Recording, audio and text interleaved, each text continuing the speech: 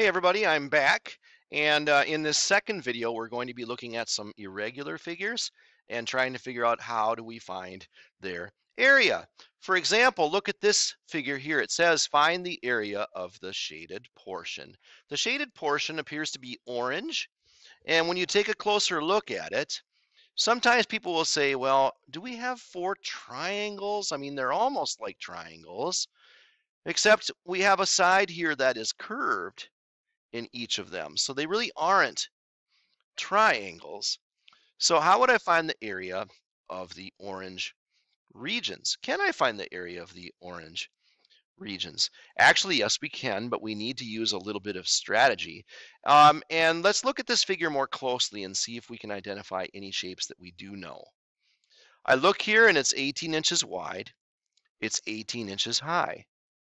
It looks like we have a square here if we look at the entire figure. We do have a square, and I know how to find the area of a square.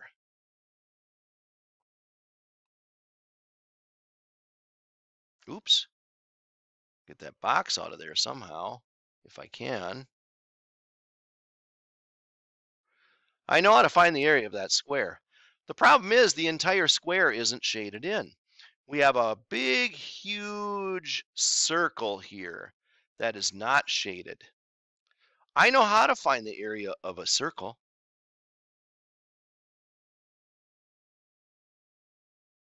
So I could use a little strategy here, and if I can find the area of the square, and I can find the area of the circle, I can subtract the circle from the square, just like if we were removing that part of the square and taking it away. So instead of finding the area of the entire square, we're going to find the entire square and then remove this part inside of the circle. All right, to find the area of a square, we use the formula length times width. So that's what I'm going to do next, is just write in some formulas. To find area of a circle, remember, our formula is pi times the radius squared. Remember, we're using the formula that has squared in it because area has square units. And then I can subtract the area of the circle from the area of the square. What will remain is just the portions that are shaded orange. You like my strategy? Does that make sense? So really, I have to find this area and this area separately. And once I know those two values, then I can find the difference of those two values. All right, so the area of the square, length times width, it's 18 inches by 18 inches. So I can take 18, multiply that by 18. That should give me the area of the square. And then I'll subtract the area of the circle. Pi, we know, is 3.14 times, what is the radius of that circle, though? I don't see any measurements for that circle at all. Let me draw in the radius here, and then maybe you'll be able to figure out what the radius measurement would have to be. So take a look at that radius that I just drew. I'll label that radius. Is there any way we can tell what that measurement is?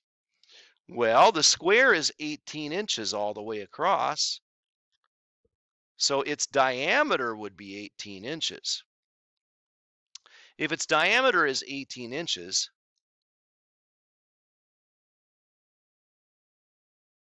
the radius must be half of that, or 9 inches. So this radius measurement must be 9 inches, half the distance across this square. Okay? Now that I know that, I have 3.14 times 9 squared.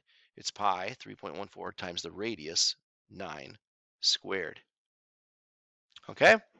So now let's go ahead and do some of the math. And we can use a calculator to do this. 18 times 18, you could use your calculator. That equals 324. And then we're going to subtract from that whatever the area of the circle is. 9 squared, 9 times 9 is 81. 3.14 times 81 would be, what would that be? 240? 50 around there. Let's see what it is. 3.14 times 81. Very close to 250. It's 254.34. So I know the area of the square. I know the area of the circle. Let's subtract them now and see what we get for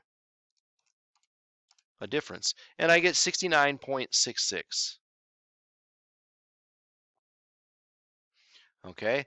The directions don't say anything about rounding. So let's just leave the answer as is, 69.66. It is an area question, so I'll put square inches here for my label. The area of the portions that are shaded orange is 69.66 square inches. Now, are any of you surprised looking at this problem that we were able to find that area of the orange portions? It's kind of it might have seemed crazy before we started this example to think that we actually could find that area because it's not a known shape. But this entire figure does have shapes that we do know, like a square and a circle. So if we just use a little strategy and subtract that circle, the area of the circle from the area of the square, we're left with the area that is orange. Let's look at another example. All right, let's find the area of this entire figure. It almost looks like a hockey rink, doesn't it? It can't be a hockey rink because what kind of hockey rink is only 15 inches wide? Here's your hockey rink. Enjoy your skate. Yeah. But anyway, I want to find the area of this figure. Do we have a formula for a shape like this and how to find its area? No. But what shapes do you see in this figure? Well, I do see there's a rectangle in the middle.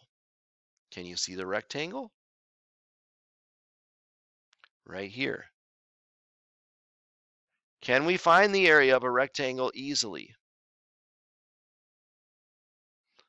I think yes, we can. So we can find the area of that rectangle. Would that be this entire figure? Well, no. I have half of a circle up here. I have half of a circle down here. By the way, half of a circle is called a semicircle. Okay? So we have a semicircle there. We have a semicircle here. Now, if you take a closer look here, if this is 15 inches across, then up here, this also must be 15 inches across. So what we have here are two semicircles that are identical in size. What you could do is you could take this semicircle here and this semicircle here,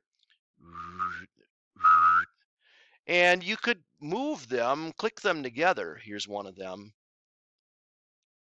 Here's the other one here. You could click them together and it makes a circle. I know that's kind of messy, but you can see those two semicircles together make one circle, and that one circle has a diameter of 15 inches. That's 15 inches all the way across that circle. So what I really can do here is find the area of this rectangle and then add to it the area of one full circle. So you might have been nervous there thinking, well, I got to find the area of these semicircles. Actually, no. We can find the area of that entire circle that would be formed by clicking those two semicircle ends together. All right, to find the area of a rectangle, we use the formula length times width. And to find the area of a circle, we take pi times the radius squared. So we're going to do this first, length times width. Well, that's 26 times 15. Those are the dimensions of that rectangle. 26 times 15 will give us the area of the rectangle. The last example, we were subtracting. Remember how we had to remove this circle from the square? This one, though, we're adding because the rectangle is only part of this figure. And what are we adding? This circle formed by these two semicircles being put together. So I have pi, 3.14, times the radius squared. Well, our diameter is 15 inches. If the diameter is 15 inches, then we need to divide that by 2 to find the radius. So 7.5 inches, that's 15 divided by 2. That is our radius. So it's 3.14 times 7.5 squared. All right, I now have everything I need. The rectangle is the easiest part. 26 times 15 is 390. Okay, and you can use a calculator for that. Plus, now over here, I have to use a calculator for this. I won't be able to pull this off mentally, but 7.5 squared times 3.14 equals 176.625.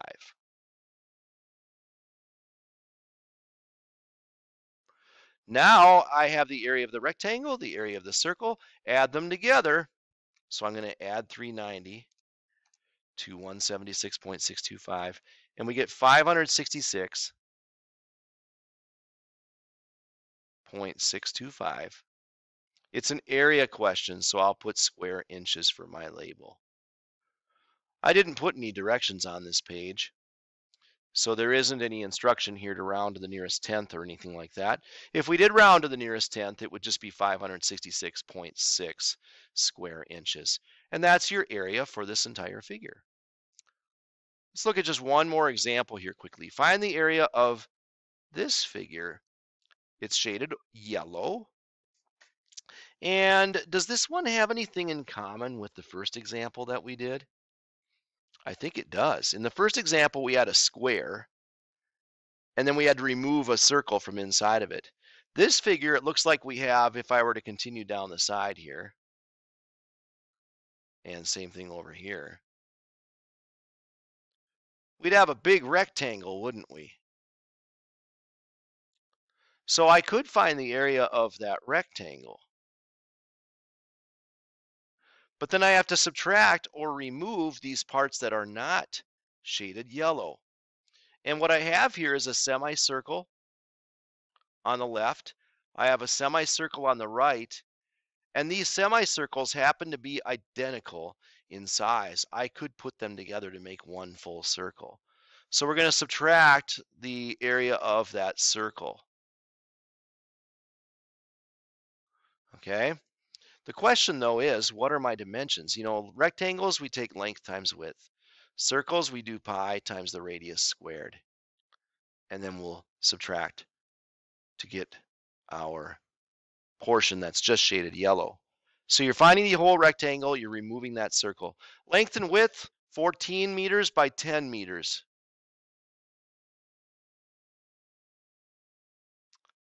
And then over here, pi, that's 3.14 times the radius squared. What is the radius of this circle? Like if you look just at this measurement right here, is there any way to know what that measurement is? Well, there is. Let's look at the right side here. If you look all the way here, the diameter of this circle, this is 2 meters here. This is 2 meters here, same as this across from it.